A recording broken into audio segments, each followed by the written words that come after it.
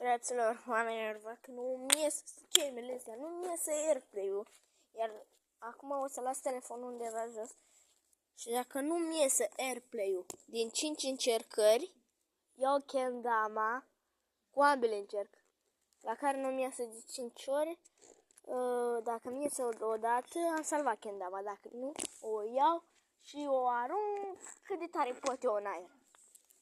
Bine, nici chiar atât de tare. Acum nu o să vedeți, dar o să vă zic când dau eu. Aproape. A ieșit. Doua, a treia, a patra, nu ultima. Mai am una. Nu a intrat, dar n-a stat în echilibru și a căzut. Deci albastra îi din păcate aruncată. Acum hai să vedem și pe aslantă. Din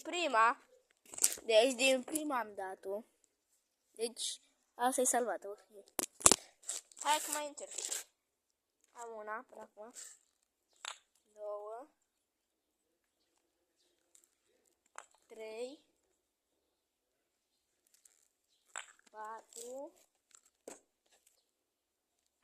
5.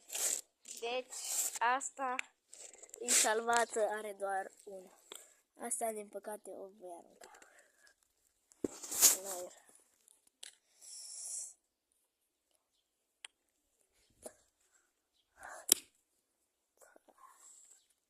Vai de cap.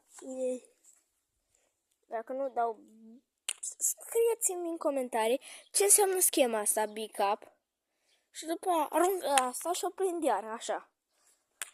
Dublu backup sau cum se cheamă.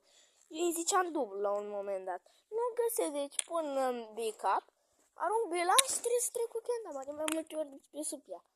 Trec o dată și tot așa. Hai încă o dată. Deci acum dacă mi iese, nu o mai arunc.